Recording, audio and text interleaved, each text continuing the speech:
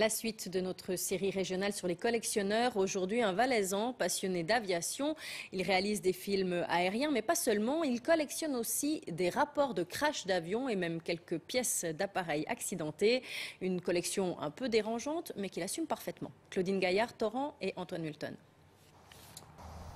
Alors ça c'est la question, est-ce qu'on veut faire quand tu pars et puis moi je me mets devant le rétro comme ça on a une belle image.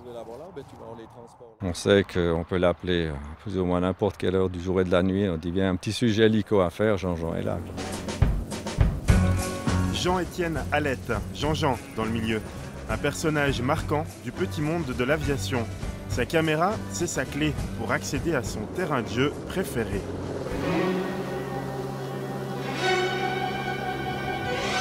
Je crois que le plus grand moment, ça a été quand je me suis retrouvé dans un PC-7 à côté d'un Tiger de l'armée, à faire des images au-dessus des Alpes.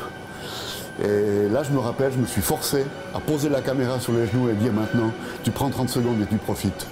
Ces 300 heures d'images font aujourd'hui le tour du monde, près d'1 800 000 vues sur sa chaîne YouTube.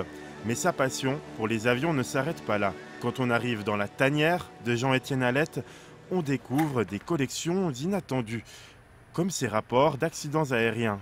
Le nombre de rapports que j'ai là, je ne saurais pas vous dire. Moi, je calcule plutôt en kilos de rapports. Je dois avoir 30 à 40 kilos de rapports d'accident, je pense, probablement.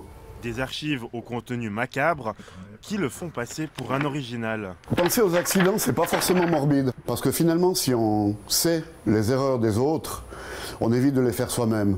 Un accident qui m'a marqué dans ma vie, c'était probablement l'accident qui est arrivé à 50 mètres d'ici, en pleine ville de Sion, à côté de la Migros.